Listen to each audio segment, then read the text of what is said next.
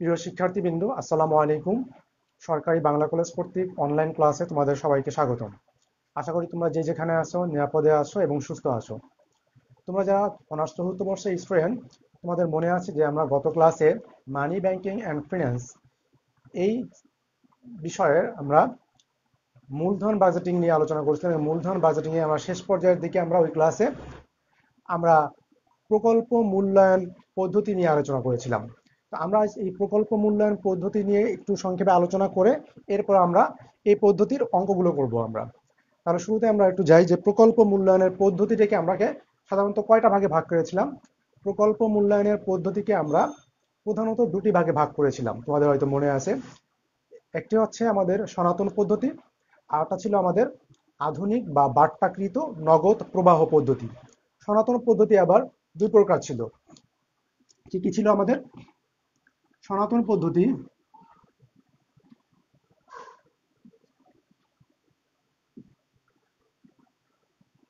সনাতন পদ্ধতির এক নম্বরে ছিল আমাদের পে ব্যাক পিরিয়ড মেথড।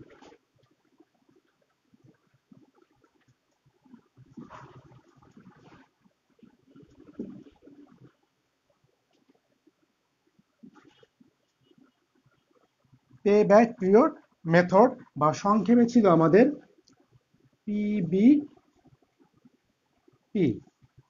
বাংলাটা হচ্ছে আমাদের বিনিয়োগ পরিশোধকাল পদ্ধতি। তাহলে সনাতন পদ্ধতির প্রথমে ছিল আমাদের বিনিয়োগ পরিশোধকাল পদ্ধতি অর্থাৎ পিবিপি, এবং দুই নম্বরে ছিল আমাদের average rate of return method.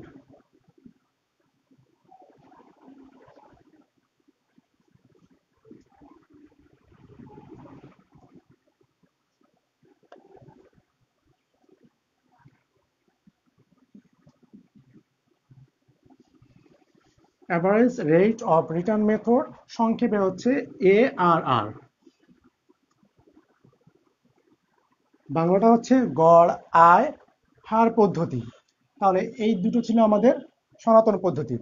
আর আধুনিক বা বাট্টাকৃত নগদ প্রবাহ পদ্ধতি কি ছিল আমাদের?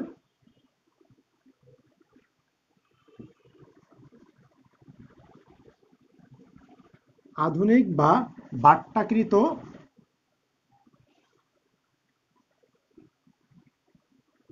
নগদ প্রবাহ পদ্ধতি।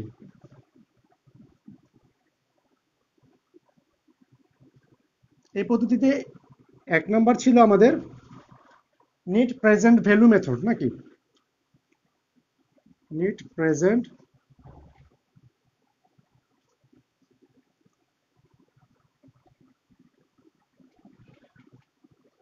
নেট প্রেজেন্ট ভ্যালু মেথড সংক্ষেপে হচ্ছে এনপিভি। বাংলা হচ্ছে নিট বর্তমান মূল্য পদ্ধতি। দুই নম্বরে ছিল internal rate of return method.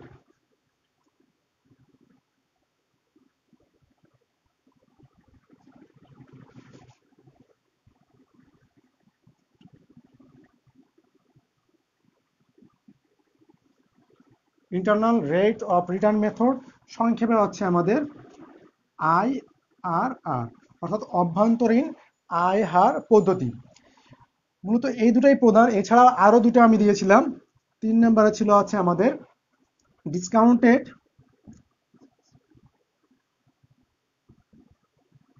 Pay back period method.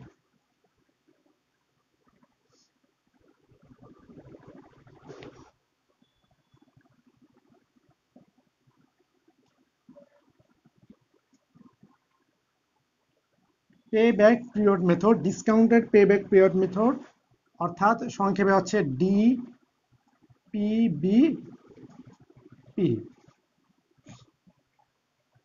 অর্থাৎ বাট্টাকৃত বিনিয়োগ পরিশোধকাল পদ্ধতি বা বাট্টাকৃত নগদ প্রবাহ পরিশোধকাল পদ্ধতি। এবং চার নম্বরে ছিল আমাদের প্রফিটেবিলিটি ইন্ডেক্স মেথড।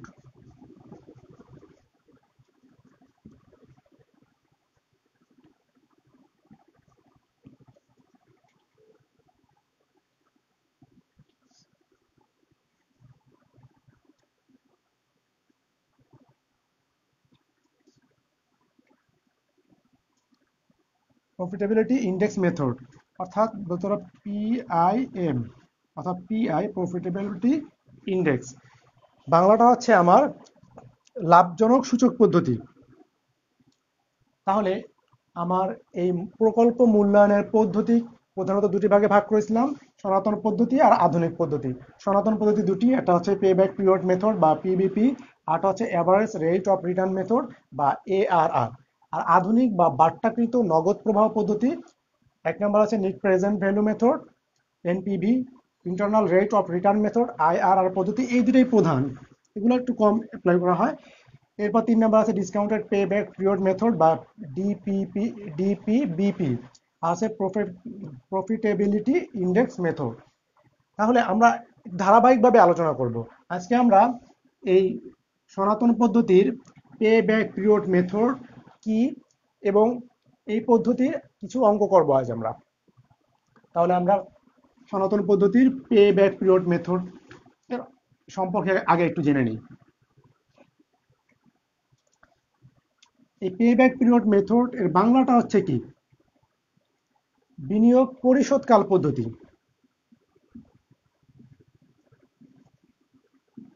বিনিয়োগ পরিশোধ কাল পদ্ধতি। শুরুতে আমরা এই পে ব্যাক পিরিয়ড মেথডটা কি অথবা বিনিয়োগ পরিশোধ কাল পদ্ধতিটা কি সেটা একটু জেনে নিব। আমরা এই শব্দগত দিক দিয়ে বিবেচনা করি। আমরা বিনিয়োগ পরিশোধ কাল, অর্থাৎ আমরা যে বিনিয়োগটা করব সেই বিনিয়োগটা পরিশোধ বা তুলে আসতে কাল সময়, যে সময়টা লাগবে, অর্থাৎ একটা বিনিয়োগ করলে আমরা সেই বিনিয়োগের যে অর্থটা তুলে আনতে আমাদের যে সময়টা লাগবে সেটাকে আমরা সহজে বলতে পারি কি বিনিয়োগ পরিশোধকাল পদ্ধতি। আমরা যদি একটু সাজিয়ে বলি তাহলে বিষয়টা এরকম হয়। আমরা তো বিনিয়োগটা তো করবো অবশ্যই কোনো একটা প্রকল্পে। তাহলে কোনো একটি প্রকল্পে যে অর্থ প্রাথমিক স্তরে বিনিয়োগ করা হয় তা ফিরে পেতে বা পুনরুদ্ধার করতে যে সময় লাগে তাকে বলা হয় বিনিয়োগ পরিশোধকাল। আমি আবারও বলছি, একটি প্রকল্পে যে পরিমাণ অর্থ প্রাথমিক স্তরে বিনিয়োগ করা হয় সেই অর্থ ফেরত পেতে বা পুনরুদ্ধার করতে বা তুলে আনতে যে সময় লাগে তাকে বলা হয় বিনিয়োগ পরিশোধকাল। এই বিনিয়োগ পরিশোধকাল, যে বিনিয়োগ পরিশোধকালের দুটি সূত্র রয়েছে, আমরা দুটি সূত্রই দেখব এবং দেখব যে কখন কোনটা ব্যবহৃত হয়। এই বিনিয়োগ পরিশোধকাল নির্ণয়ের ক্ষেত্রে আমাদের এক নম্বর সূত্র, যেহেতু বিনিয়োগ পরিশোধকালকে সংক্ষেপে পিবিপি দ্বারা প্রকাশ করা হয়, তাহলে আমরা এক নম্বর সূত্র হচ্ছে, আমি একটু এদিকে লিখি বড় করে, পিবিপি সূত্র হচ্ছে এনসিও বাই এনসিবি। এটা হচ্ছে বিনিয়োগ পরিশোধকালের সূত্র, এক নম্বর সূত্র এটা। এখানে আমি একটু ব্যাখ্যা দিয়ে নেই। এই এনসিও হচ্ছে নিট ক্যাশ আউটলে, অর্থাৎ নিট নগদ বহিঃপ্রবাহ, বা এটাও বলতে পারো যে বিনিয়োগের প্রাথমিক অর্থ, অর্থাৎ কি প্রাথমিক পর্যায়ে যে বিনিয়োগটা করবা সেটা হচ্ছে এটা নিট ক্যাশ আউটলে। আর এনসিবি ইকুয়াল হচ্ছে নিট ক্যাশ বেনিফিট, অর্থাৎ নিট নগদ আন্তঃপ্রবাহ, বা বলতে পারো বাৎসরিক নগদ আন্তঃপ্রবাহ, অর্থাৎ বছরে তোমার যে প্রফিটটা আসবে, যে নগদ প্রবাহটা আসবে সেটা। এটা হচ্ছে আমাদের এক নম্বর সূত্র। আরো একটি সূত্র আছে আমাদের এই বিনিয়োগ পরিশোধকালের, সেটা হচ্ছে পিবিপি ইকুয়াল হচ্ছে আমাদের A plus NCO minus C by D. এটা হচ্ছে আমাদের দ্বিতীয় সূত্র।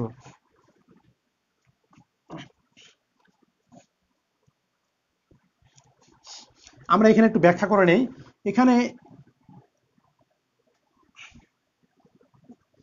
এখানে এ ইকুয়াল হচ্ছে এমন একটি বছর যে বছরের ক্রমযোজিত নগদ প্রবাহ তোমার প্রাথমিক বিনিয়োগের কাছাকাছি। আমি আবার বলছি, এখানে এ হচ্ছে এমন একটি বছর যে বছরের ক্রমযোজিত নগদ প্রবাহ প্রাথমিক বিনিয়োগের কাছাকাছি। আমি একটু লিখে দিচ্ছি, এ হচ্ছে এমন একটি বছর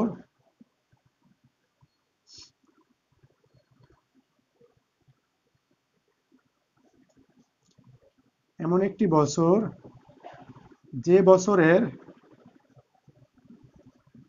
ক্রমযোজিত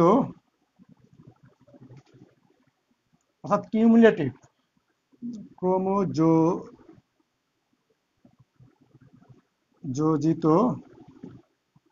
নগদ প্রবাহ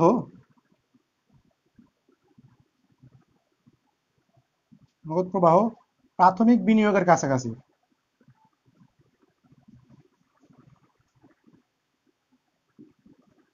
প্রাথমিক বিনিয়োগের কাছাকাছি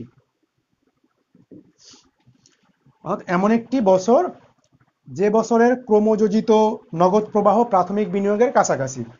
আর এনসিও তো আমাদের আগেরটাই নিট ক্যাশ আউটলেট। এরপর আছে আমাদের সি। সি হচ্ছে আমাদের এ বছরের ক্রমযোজিত বিনিয়োগ প্রবাহ, এ বছরের ক্রমযোজিত নগদ প্রবাহ।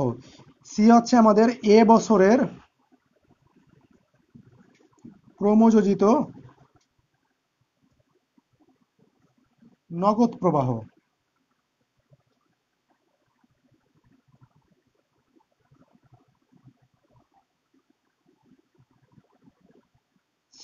তাহলে সি ইকুয়াল হচ্ছে এ বছরের ক্রমযোজিত নগদ প্রবাহ, আর ডি ইকুয়াল হচ্ছে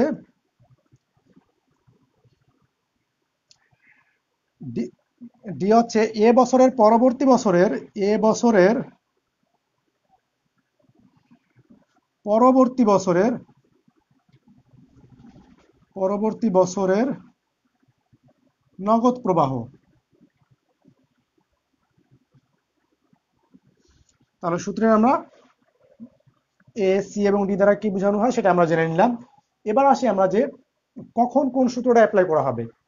1 নম্বর সূত্র কখন অ্যাপ্লাই করব আর 2 নম্বর সূত্র কখন অ্যাপ্লাই করব, এটা একটা বিষয়। অর্থাৎ যদি কোনো প্রকল্পে বিভিন্ন বছরে ভিন্ন ভিন্ন যদি আমাদের নগদ প্রবাহ পাই সেক্ষেত্রে 2 নম্বর সূত্র, আর যদি বিভিন্ন বছরে একই নগদ প্রবাহ পাওয়া যায় সেক্ষেত্রে আমাদের 1 নম্বর সূত্র। আমি আবারও বলছি, একটি প্রকল্পে বিভিন্ন বছরে যদি একই রকম নগদ প্রবাহ পাওয়া যায় তাহলে সেক্ষেত্রে আমরা 1 নম্বর সূত্র অ্যাপ্লাই করব, আর বিভিন্ন বছরে যদি ভিন্ন ভিন্ন নগদ প্রবাহ পাওয়া যায় তাহলে আমরা 2 নম্বর সূত্র অ্যাপ্লাই করব। আমি একটু লিখে দিচ্ছি, প্রকল্পে প্রকল্পের বিভিন্ন বছরে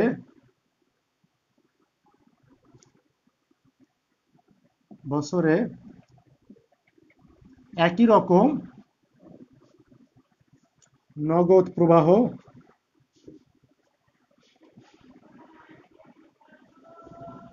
পাওয়া গেলে এই সূত্র। তাহলে বিভিন্ন বছরে একই রকম নগদ প্রবাহ পাওয়া গেলে অর্থাৎ বিভিন্ন বছরের নগদ প্রবাহটা একই রকম হবে। অর্থাৎ আমি যদি ধরি 2015 সালে যে পরিমাণ নগদ প্রবাহ আমি ধরি 2016 সালেও 2017 সালেও 2000, অর্থাৎ বিভিন্ন বছরে আমাদের নগদ প্রবাহটা একই রকম থাকবে। তাহলে 1 নম্বর সূত্র। আর এখানে যদি প্রকল্পে বিভিন্ন বছরে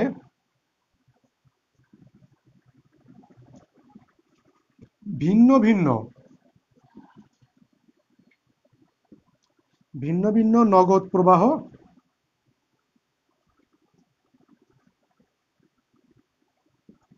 পাওয়া যায় তবে এই সূত্র।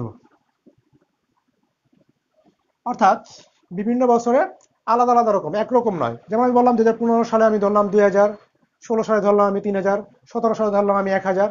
ভিন্ন ভিন্ন যদি হয় আমার নগদ প্রবাহটা সেক্ষেত্রে আমরা 2 নম্বর সূত্র অ্যাপ্লাই করব।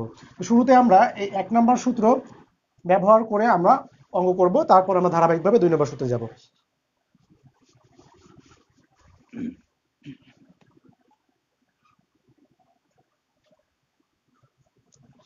এক্ষেত্রে আমরা একটা অঙ্ক নিতে পারি।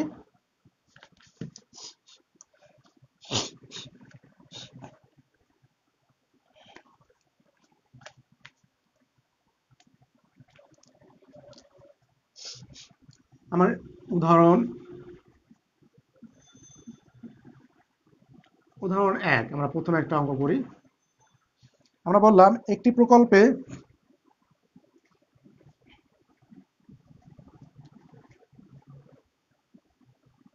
1,00,000 টাকা, একক, দশক, শতক, হাজার, অযুত, লক্ষ, 1,00,000 টাকা মূলধন প্রয়োজন।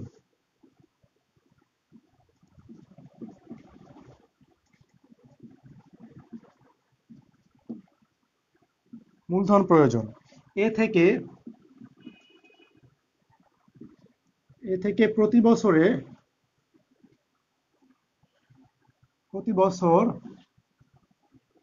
25,000 টাকা করে 6 বছর নগদ আন্তঃপ্রবাহ, অর্থাৎ কি তুমি পেয়েছো, আসছে আয়, আন্তঃপ্রবাহ পাওয়া যাবে।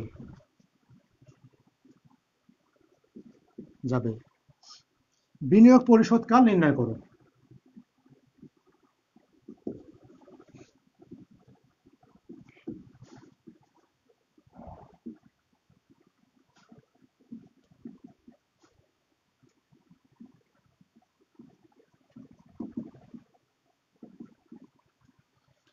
তাহলে দেখো, একটি প্রকল্পে 1,00,000 টাকা মূলধন প্রয়োজন, অর্থাৎ কি বিনিয়োগ, এই 1,00,000 টাকা মূলধন প্রয়োজন মানে কি তোমার বিনিয়োগের জন্য কি 1,00,000 টাকা প্রয়োজন, অর্থাৎ তোমাকে সরাসরি বিনিয়োগ না বলে এখানে মূলধন বুঝিয়েছে।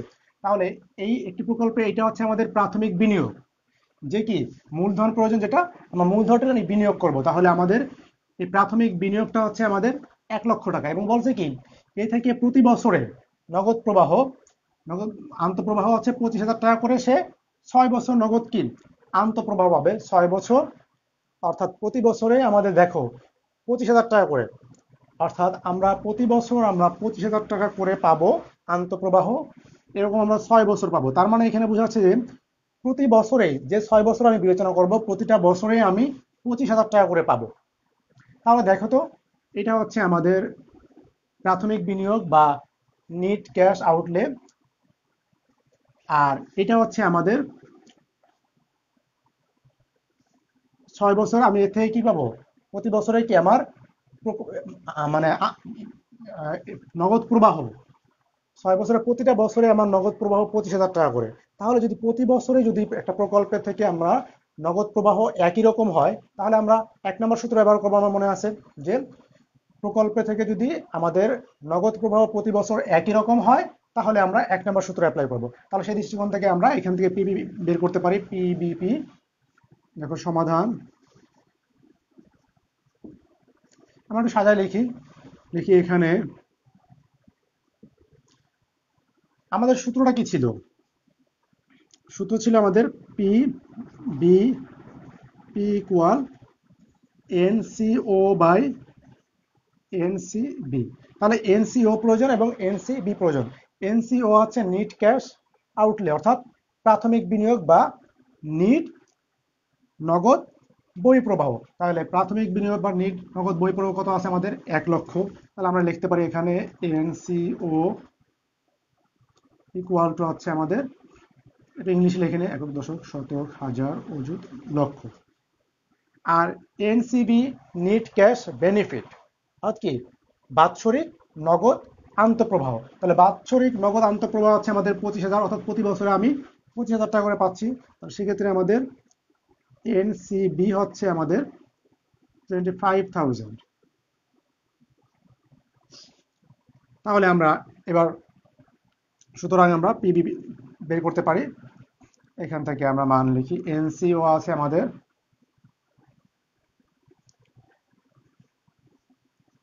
এনসিবি আছে 25,000। আমরা যদি ভাগ করি দেখি কত আসে আমাদের।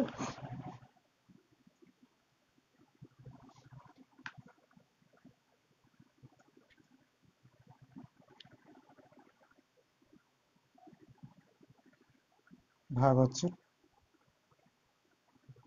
25,000।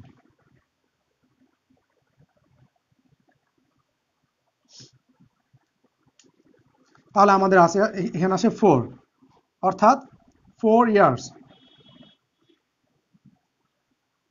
অর্থাৎ এই প্রকল্পে, যে প্রকল্পে আমি কি 1 লক্ষ টাকা বিনিয়োগ করতেছি, এই প্রকল্পে যদি আমি 1 লক্ষ টাকা বিনিয়োগ করি এবং 6 বছর যদি আমার নগদ প্রবাহ প্রতি বছর আমাকে 25,000 টাকা করে আমি নগদ প্রবাহ পাই, তাহলে আমার এই প্রাথমিক বিনিয়োগ উঠে আসতে সময় লাগবে আমার 4 ইয়ার্স, 4 বছর আমার সময় লাগবে হচ্ছে। পে ব্যাক পিরিয়ড টাইম হচ্ছে 4 ইয়ার্স, অর্থাৎ 4 বছর সময় লাগবে আমার এই প্রকল্পে আমি যে অর্থ বিনিয়োগ করব সেই অর্থ তুলে আনতে। আশা করি বুঝতে পারছো। আমরা একটা অঙ্কের দিকে যাই, আস্তে আস্তে আমরা একটু বড় অঙ্কের দিকে যাব।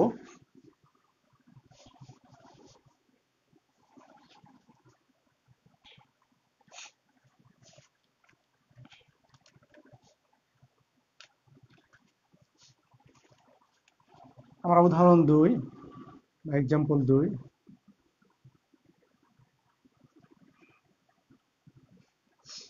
আমি ধরে নিলাম cost of machine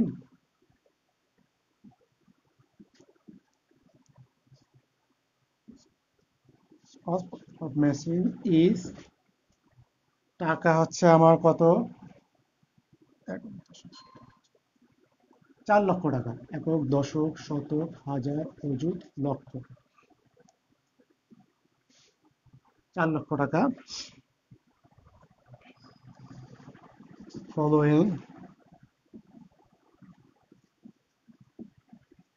following data are available.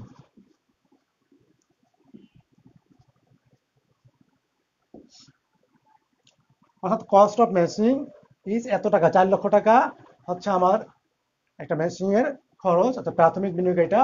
Following data R available, data দেওয়া আছে আমাদের, কি দেওয়া আছে, ইয়ার দেওয়া আছে আমাদের,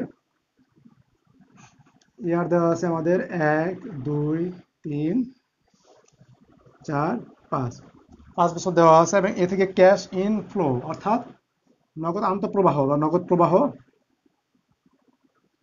cash in flow, cash in flow টাকায় দেওয়া আছে আচ্ছা আমাদের প্রথম বছরে আছে আমাদের 1,10,000 টাকা।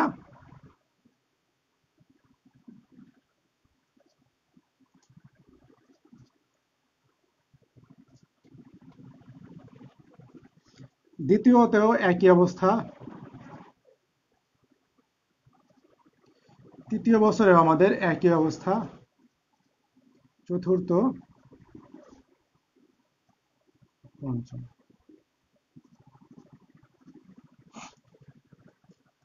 এই তথ্য আমাকে দেওয়া আছে। দেখো ওইখানে কিন্তু আমাদেরকে প্রতি বছর আলাদা আলাদা করে উল্লেখ করে দেয়নি, জাস্ট বলছিল যে, আর এখানে কি উল্লেখ করে দিয়েছে প্রতি বছরে একই বিষয়টা, কিন্তু একই। অর্থাৎ কি ওইখানে আমাদের বছর উল্লেখ করে প্রথম দ্বিতীয় উল্লেখ করে বলেনি যে 25,000 টাকা, ওইখানে বলছে 6 বছরে প্রতি বছরে আমরা কি 25,000 টাকা করে পাচ্ছি। আর এখানে একই অবস্থা, প্রথম বছরে আমাদের যা, দ্বিতীয় বছরে তাই, তৃতীয়, চতুর্থ, পঞ্চম বছর প্রতিটা বছরে আমি 1,10,000 টাকা করে আমি নগদ প্রবাহ পাচ্ছি। তাহলে সেক্ষেত্রে আমাদের অবশ্যই 1 নম্বর সূত্র ব্যবহৃত হবে। এবং এখান থেকে আমাদের কি বের করতে বলছে, বলছে ক্যালকুলেট পিবিপি, অর্থাৎ আমাদেরকে এটা বের করতে বলছে। এই তথ্যটা দেওয়া আছে, এখান থেকে আমাদেরকে বলছে বিনিয়োগ পরিশোধকাল, pay back period method, pay back period বের করো এটা থেকে। তাহলে আমরা যেহেতু দেখলাম যে আমাদের প্রাথমিক বিনিয়োগ দেওয়া আছে 4 লক্ষ টাকা এবং আমাদের নগদ প্রবাহ প্রতিটা বছরে আমাদের কি একই রকম নগদ প্রবাহ, তাহলে আমাদের 1 নম্বর সূত্র ব্যবহৃত হবে। তাহলে সেক্ষেত্রে আমরা অঙ্কটা করি। সলিউশন,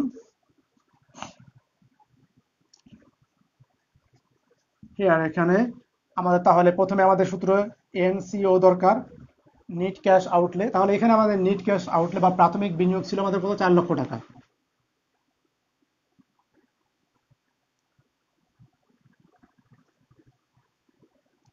এবং এনসিবি,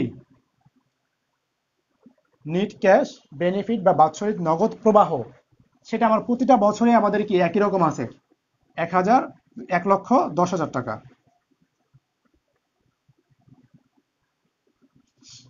তাহলে সুতরাং আমাদের পিবিপিটা হচ্ছে পিবিপি ইকুয়াল হচ্ছে আমাদের NCO by NCB equal to NCO হচ্ছে আমাদের 4,00,000 টাকা, 1,70,000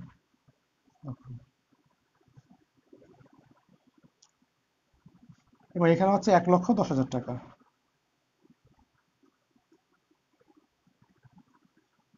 এবার আমরা এটা ভাগ করি।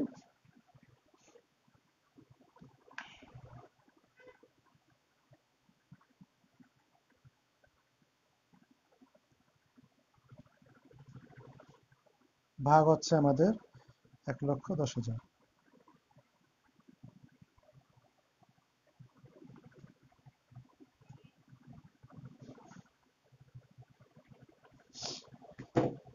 3.64 ইয়ার্স।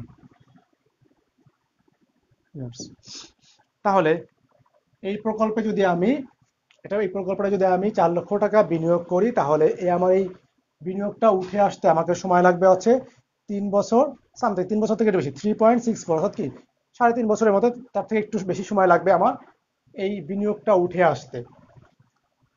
এবার একটু আমরা দেখি একাধিক প্রকল্পের ক্ষেত্রে কি হয়, অথবা আমরা আরেকটা উদাহরণ নেই, সেটা থেকে আমরা সময়টা বের করব এবং এই প্রকল্পটা গ্রহণযোগ্য হবে কি গ্রহণযোগ্য হবে না, না বর্জনযোগ্য হবে না গ্রহণযোগ্য হবে, সেই বিষয়টা একটু আমরা দেখব।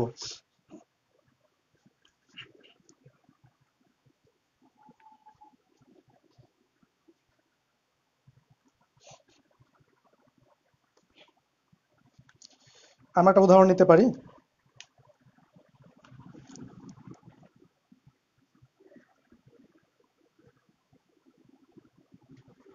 উদাহরণ 3, আমি বললাম জনাব রনি সাহেব তার সঞ্চিত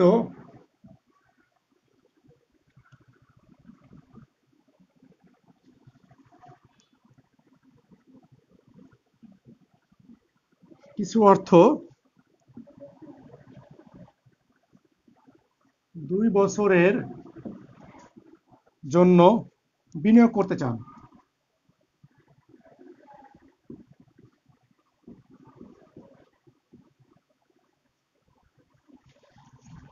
তাই তিনি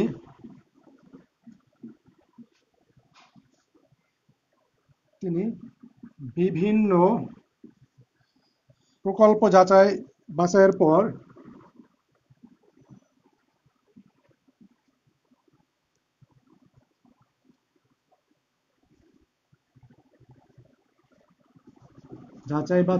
পর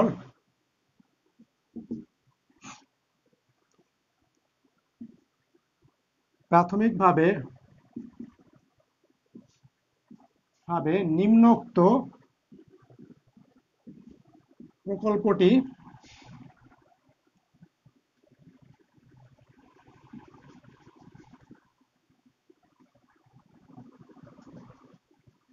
প্রকল্পটি নির্বাচন করলেন। অর্থাৎ অনেকগুলো প্রকল্প সে যাচাই বাছাই করে একটা প্রকল্প সে নির্বাচন করছেন। সেই প্রকল্পটা কি? প্রকল্পটা হচ্ছে এরকম। সেই প্রকল্পের ক্ষেত্রে প্রাথমিক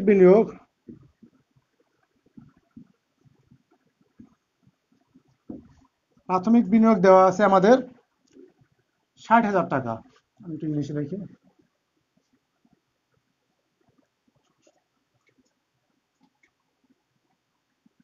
৳60,000 দেওয়া আছে, ধরে নিলাম টাকা এখানে 60,000 টাকা। এবং বছর দেওয়া আছে আমাদের, বছর 1, 2, 3, 4, 5। এবং নগদ প্রবাহ মানে আন্তঃপ্রবাহ, এবং আন্তঃপ্রবাহ আছে আমাদের 20,000 টাকা।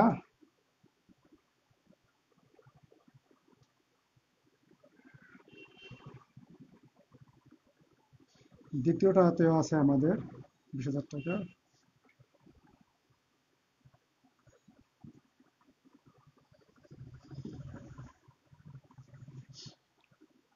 এই একটা প্রকল্প দেওয়া আছে এবং সেই প্রকল্পের প্রাথমিক বিনিয়োগ বা নেট ক্যাশ আউটলে হচ্ছে আমাদের 60,000 টাকা এবং আমাদের 5 বছরে প্রতি বছরে আমাদের নগদ আন্তঃপ্রবাহ পেয়েছি আমরা 20,000 টাকা করে। এখন এখান থেকে আমাদের কি বের করতে বলছে, করণীয় কি আমাদের দেখি আমরা। আমাদের করণীয় হচ্ছে, করণীয় আমাদের বের করতে বলছে 1 নম্বরে প্রকল্পটির 1 নম্বর হচ্ছে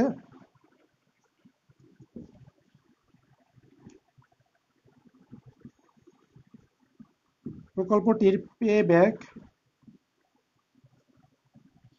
পে ব্যাক সময় নির্ণয় করো। আর 2 নম্বরে বলছে জনাব রনি সাহেব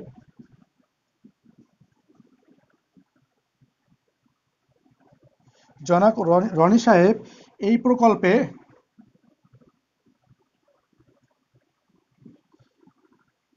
প্রকল্পে বিনিয়োগ করবেন কিনা।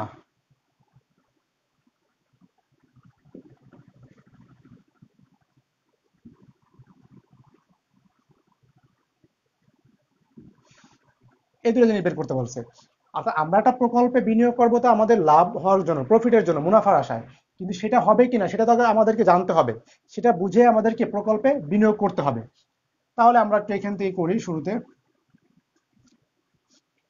আমরা দেখো আমাদের এখানে প্রাথমিক বিনিয়োগ আছে আমাদের 60,000 টাকা, অর্থাৎ NCO net cash outlay, NCO হচ্ছে আমাদের 60,000 টাকা এবং নগদ আন্তঃপ্রবাহ এনসিবি। দেখো প্রতিটা ক্ষেত্রেই প্রতিটা বছরেই আমাদের নগদ আন্তঃপ্রবাহ একই, অর্থাৎ 20,000 টাকা করে। তাহলে নগদ আন্তঃপ্রবাহ হচ্ছে আমাদের 20,000, অর্থাৎ সেক্ষেত্রে আমরা অবশ্যই 1 নম্বর সূত্রটা ব্যবহার করব, কারণ প্রতিটি বছর থেকে আমাদের নগদ আন্তঃপ্রবাহ একই রকম আছে। সুতরাং PBP equal to NCO by NCB. NCO পেয়েছি আমরা 60,000, পেয়েছি 20,000, আমরা ভাগ করি। তাহলে এখান থেকে আমাদের দেখবে আসবে হচ্ছে কয় বছর, 3 বছর না, 0,0,0,0,0,0,0,3, তাহলে 3 ইয়ার্স। দেখো এই প্রকল্প থেকে আমাদের বিনিয়োগ পরিশোধ কাল অর্থাৎ পে ব্যাক সময় বা পে ব্যাক কাল সময় হয়েছে আমাদের কত, 3 বছর লাগবে। আর এই প্রকল্পে যদি রনি সাহেব বিনিয়োগ করে তাহলে রনি সাহেবের 3 বছর লাগবে তার বিনিয়োগ উঠে আসতে, সময় লাগবে এটা। কিন্তু দেখো এইখানে রনি সাহেব কি বলছিলেন, জনাব রনি সাহেব তার সঞ্চিত অর্থ 2 বছরের জন্য সে বিনিয়োগ করতে চায়, অর্থাৎ তার প্রত্যাশিত বিনিয়োগ কাল হচ্ছে 2 বছর। সে 2 বছরের জন্য বিনিয়োগ করে, সে চাচ্ছে যে 2 বছরের জন্য বিনিয়োগ করে সে এটাকে কি তুলে আনতে যাচ্ছে। কিন্তু আমরা দেখলাম যে এখানে আমাদের সময় লাগছে 3 বছর। তাহলে আমার পে ব্যাক পিরিয়ড হচ্ছে 3 বছর আর প্রত্যাশিত সময় হচ্ছে আমার 2 বছর। তাহলে কি প্রকল্পটি গ্রহণযোগ্য হবে? অবশ্যই গ্রহণযোগ্য হবে না, কারণ তোমার প্রত্যাশিত সময়কাল থেকে যদি বিনিয়োগ পে ব্যাক পিরিয়ড বা বিনিয়োগ পরিশোধকাল সময় বেশি হয় তাহলে অবশ্যই প্রকল্পটি গ্রহণযোগ্য হবে না এবং প্রকল্পে কি বিনিয়োগ করা হবে না, কারণ তার যে সময়টা সে ধরে নিচ্ছে তার থেকে বেশি সময় লাগবে, তাহলে সেটাও কি করবে না। অর্থাৎ আমাদের যদি প্রত্যাশিত যে সময়কাল থাকবে তার থেকে যদি পে ব্যাক পিরিয়ড বা বিনিয়োগ পরিশোধকাল কম সময় হয় তাহলে প্রকল্পটি গ্রহণযোগ্য অথবা প্রকল্পে বিনিয়োগ করা হবে, আর যদি বেশি হয় তাহলে প্রকল্পটি বর্জনীয় এবং কি প্রকল্পে বিনিয়োগ করবে না। তাহলে আমরা লিখতে পারি যে 2 নম্বরে, এটা হচ্ছে 1 নম্বর ছিল, এটা 1 নম্বর, আর 2 নম্বর নিয়ে লিখতে পারো যেহেতু রনি সাহেবের প্রত্যাশিত বিনিয়োগ কাল, অথবা আমি এভাবে লিখতে পারি যে প্রত্যাশিত বিনিয়োগ কাল থেকে প্রকল্পটির পে ব্যাক সময় বা বিনিয়োগ পরিশোধ কাল সময় বেশি, সেহেতু রনি সাহেব উক্ত প্রকল্পে বিনিয়োগ করবে না, অর্থাৎ প্রকল্পটি বর্জনীয়। আশা করি তোমরা বুঝতে পেরেছো। এবার আমরা আমরা একসময় কিন্তু একটা প্রকল্পে বিনিয়োগ করে দেখাইছি কি পে ব্যাক পিরিয়ড বের করতে হয় অথবা প্রকল্পটি গ্রহণযোগ্য কিনা সেটা দেখলাম। এবার আমরা দুটা প্রকল্প নিয়ে কাজ করব, অর্থাৎ দুটা প্রকল্প ভিতরে অর্থাৎ বিকল্প প্রকল্পের ভিতরে আমাদের কোন প্রকল্পটা গ্রহণযোগ্য। আমাদের সামনে অনেক সময় একাধিক প্রকল্প আসতে পারে, একটা ব্যবসায়ীর কাছে একাধিক প্রকল্প আসলো, যেমন আমি প্রথম ক্লাসে উদাহরণ দিয়েছিলাম তোমাদেরকে যে ব্রাদার্স হাউজিং লিমিটেড কোম্পানি, তার কাছে দুটা প্রকল্প থাকতে পারে, একটা এ প্রকল্প একটা বি প্রকল্প। এই দুটা প্রকল্পের ভিতরে সে কোন প্রকল্পটা গ্রহণ করবে সেটা আমরা একটু জানবো।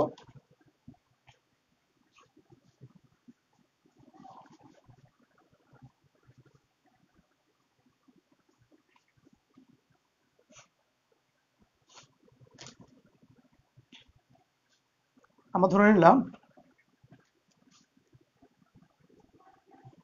there are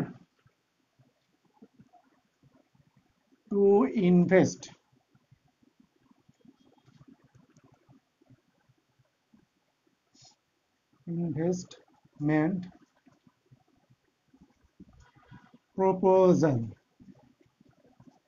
proposals following data are available.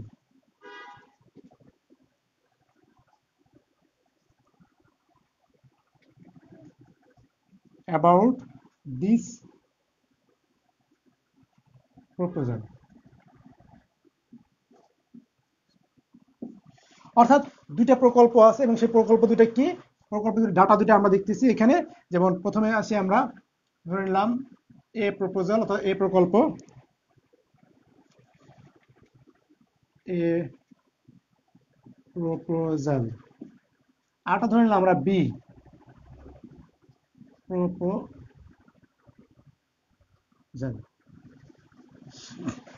এবং সেক্ষেত্রে আমাদের ইনভেস্ট, প্রথমে আসি আমরা ইনভেস্টমেন্ট আর এক্সপেক্টেড টাইম দিলাম লাইফ, এক্সপেক্টেড লাইফ। আরটা হচ্ছে অ্যানুয়াল ক্যাশ ইনফ্লো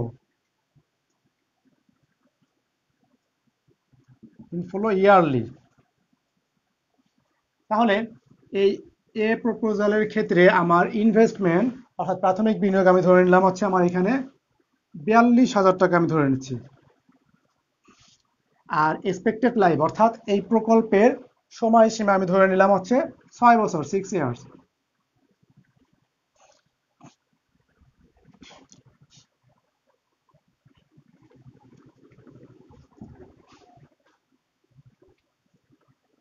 আর বি প্রকল্পের ক্ষেত্রে আমি ইনভেস্ট হচ্ছে আমাদের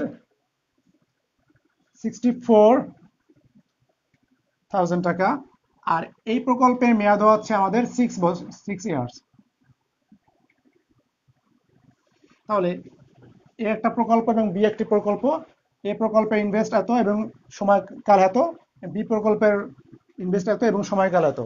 এবার আসি আমরা অ্যানুয়াল ক্যাশ ইনফ্লো অর্থাৎ কি বাৎসরিক তোমার আন্তঃপ্রবাহ কত কেমন কি সেটা দেখি আমরা। আমরা লিখলাম ইয়ার 1, 1 2 3 4 5 6, আমরা 6 বছর বিবেচনা করলাম। এর থেকে আমরা প্রথমে ধরলাম আমি মনে করি যে এ প্রপোজাল, এটা হচ্ছে বি প্রপোজাল, আমি সংক্ষেপে লিখলাম। তাহলে এ প্রপোজালের নগদ অথবা অ্যানুয়াল ক্যাশ ইনফ্লো 9,000 9,000 9,000 9,000 9,000 9,000। আর বি প্রপোজালের বাৎসরিক ক্যাশ ইনফ্লো হচ্ছে আমার 12,500।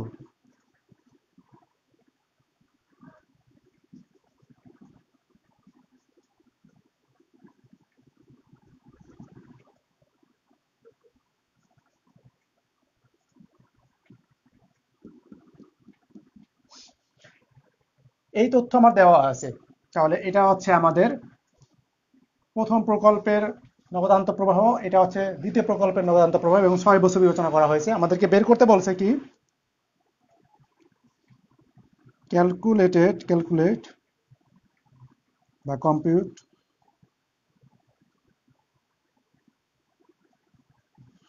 compute PBP and comment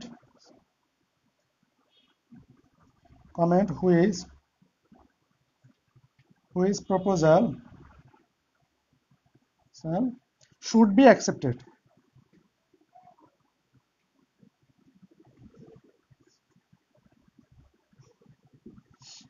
তাহলে বলছে এই দুটা প্রকল্পের ভিতরে প্রথমে আমাদেরকে পিবিপি বের করতে বলছে, এবং বলা হয়েছে যে কোন প্রকল্পটি গ্রহণযোগ্য সেটা আমাদেরকে বের করতে বলা হয়েছে।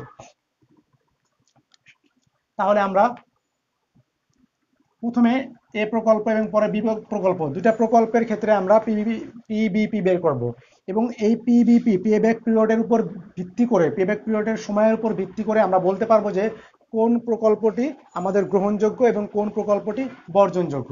আমরা এ আচ্ছা আমি এইখানে একটু করি, ঠিক আছে। আমরা প্রথমে ধরে নিলাম এ প্রকল্প সলিউশন, আমি ধরে নিলাম এ প্রপোজাল।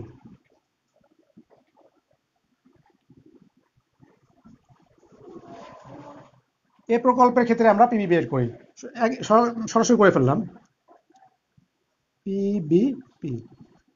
তাহলে এ প্রকল্পের ক্ষেত্রে আমাদের প্রাথমিক বিনিয়োগ কত ছিল, আমাদের 42,000 টাকা, এবং নিট ক্যাশ ইনফ্লো অথবা কি অ্যানুয়াল ক্যাশ ইনফ্লো আছে আমাদের এ প্রপোজালের ক্ষেত্রে কি প্রতিটা ক্ষেত্রেই কি 9,000। তাহলে আমাদের 1 নম্বর সূত্র পড়বে, 1 নম্বর সূত্র দিচ্ছি। তাহলে এটা আমরা ভাগ করি,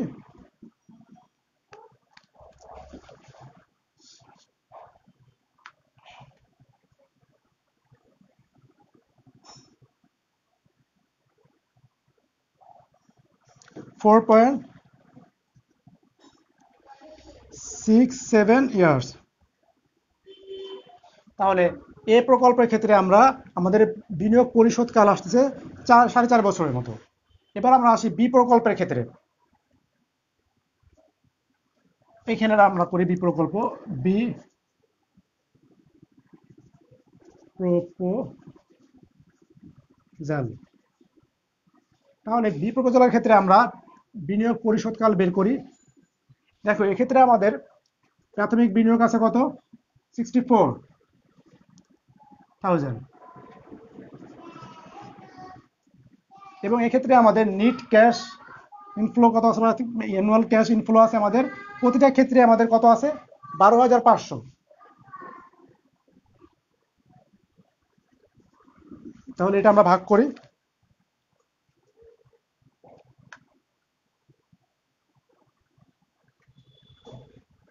6400 ভাগ হচ্ছে 12500, 5.12 ইয়ার্স। তাহলে দেখো এ প্রকল্পের ক্ষেত্রে আসছে 4.67, আর বি প্রকল্পের ক্ষেত্রে আসছে আমাদের 5.12 ইয়ার্স। তাহলে প্রথমে যে কাজটা ছিল পিবিপি, এটা বের করছি। এখন আমাদের মন্তব্য করতে হবে যে আসলে এই দুটা প্রকল্পের ভিতরে কোন প্রকল্প অধিক গ্রহণযোগ্য।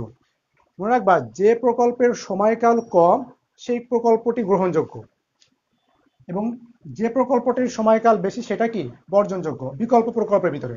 দেখো এখানে এ প্রকল্পের সময়কাল বি প্রকল্পের সময়কালের থেকে কম, তাহলে অবশ্যই আমাদের এক্ষেত্রে এ প্রকল্পে আমি বিনিয়োগ করবো, কারণ আমি এ প্রকল্পে যদি বিনিয়োগ করি তাহলে আমার বিনিয়োগটা কি অল্প দিনে উঠে আসবে। তাহলে আমাদের এ প্রকল্পটি হচ্ছে আমাদের অ্যাকসেপ্টেড এবং বি প্রকল্পটি হচ্ছে আমাদের কি রিজেক্টেড। তাহলে আমরা একটু লিখতে পারি সুন্দর করে, এগুলো আমি মুছে ফেলি, জাস্ট মন্তব্যটা লিখি আমি।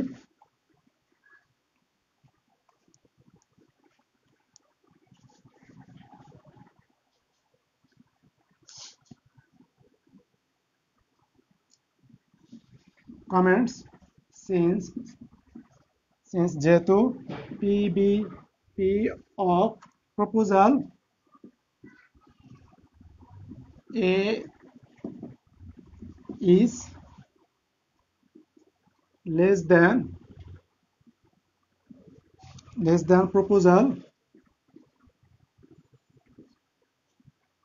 proposal B.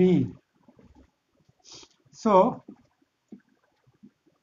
proposal A should be accepted.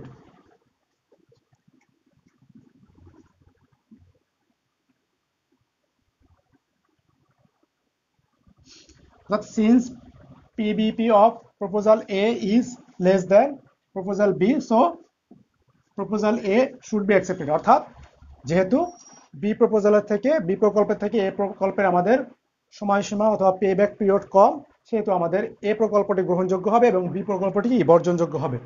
আশা করি তোমরা বুঝতে পেরেছো। আমরা তাহলে আজ আমরা পে ব্যাক পিরিয়ড মেথড এই পদ্ধতির থেকে দুটো সূত্র আমরা বের করেছিলাম। প্রথম সূত্র দিয়ে আমরা অঙ্কগুলো করলাম। আগামী ক্লাসে আমরা দ্বিতীয় সূত্র অ্যাপ্লাই করে অঙ্ক করব। সে পর্যন্ত তোমরা সবাই ভালো থাকো, নিরাপদে থাকো। আজকে এই পর্যন্তই। আল্লাহ হাফেজ। আসসালামু আলাইকুম।